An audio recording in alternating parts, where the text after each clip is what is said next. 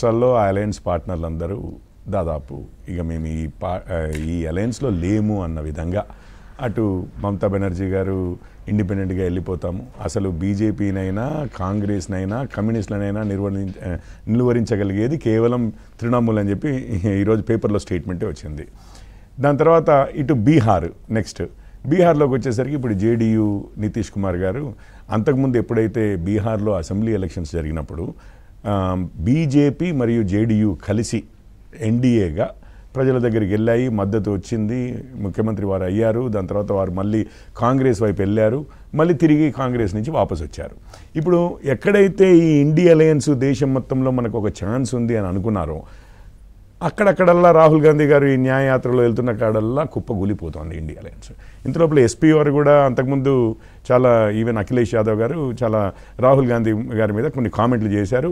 ఆప్ వారైతే అక్కడ పంజాబ్లో 13-13 మేమే కంటెస్ట్ చేస్తున్నామని ఏదో డైరెక్ట్ స్టేట్మెంట్ ఇచ్చారు. నిన్న అయినా కానీ ఆప్ కాంగ్రెస్ కలిసి మేము చండీగఢ్ మేయర్ అవుతాము అని అంటే అసలు పైన లీడర్లు ఇది చేసుకుని ఉండొచ్చు కానీ కింద కౌన్సిలర్లు సహకరించగా అసలు ఇన్వాలిడ్ ఓట్లు వేసి పడేశారు. సో ఇది పరిస్థితి అండి. ఈరోజు వీళ్ళు కాంగ్రెస్ ఇప్పుడు ఏం మాట్లాడాలి మన దగ్గర?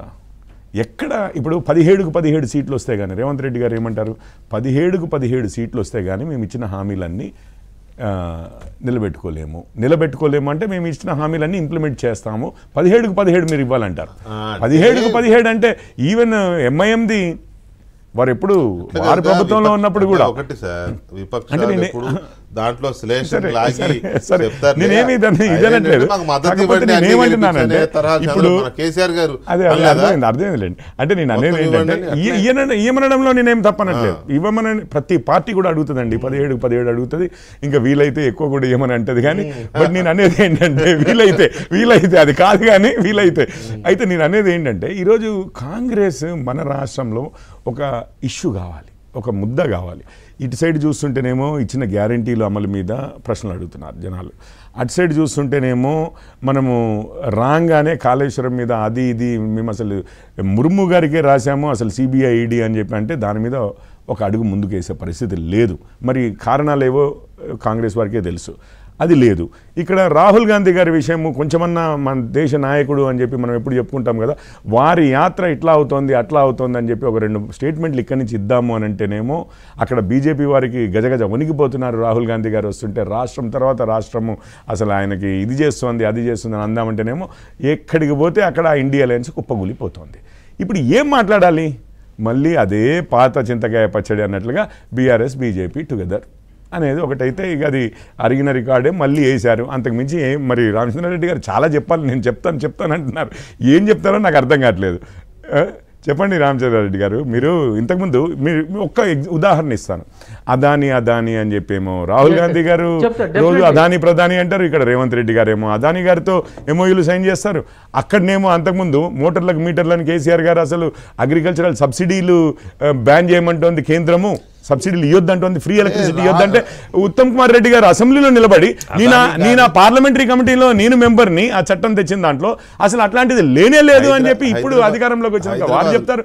కొండా సురేఖ గారు 2 సార్లు బీఆర్ఎస్ని అసలు మీరు కేంద్రంతో మోడీ గారితో సరైన రిలేషన్స్ పెట్టుకోకనే రాష్ట్రానికి నష్టమైంది, ఈవెన్ దేశ భద్రత విషయంలో నేవీకి ల్యాండ్ ఇవ్వడానికి మీకేమి కష్టం వచ్చింది అని చెప్పేసి ఈరోజు కాంగ్రెస్ మంత్రులు అంటూ ఉంటే మీరేమో బీజేపీ బీఆర్ఎస్ కలిసింది ఆయన అంటారు. ఇంతకుముందే శ్రీధర్ రెడ్డి గారు చెప్పారు ఎవరితో పోటీపడి ఎవరికి ఎక్కడ గెలిచాము మేము ఓడించాము వారు మాట్లాడుతున్నారు. కేంద్ర ప్రభుత్వంతో సంబంధాలు ఉండొద్దు అని ఎవరు అనట్లేదు. ఎలా అంటారు సార్? మీరు కాదు, గతంలో బీఆర్ఎస్ అన్నా ఇప్పుడు కాంగ్రెస్ గవర్నర్ గారితో గౌరవంగా ఉండడము కాన్స్టిట్యూషనల్ బాడీస్ కాబట్టి అందరి మధ్య ఒక అన్యోన్య ఉండాలండి, ఈవెన్ కోర్టులు కూడా చెప్పారు సమన్వయం ఇవన్నీ ఉండాలి. సో అది వేరు. కానీ ఇక్కడ ఏమవుతుందంటే ఇప్పుడు అదాని ఎగ్జాంపుల్ తీసుకొచ్చారు మీరు. Adani is a business man, right? Chandrababu Naidu గారు ఉన్నప్పుడు ఏపీలో పెట్టుబడులు పెట్టారు. జగన్మోహన్ రెడ్డి రాగానే అదానిని ఎలగొట్టాడు అక్కడి నుంచి.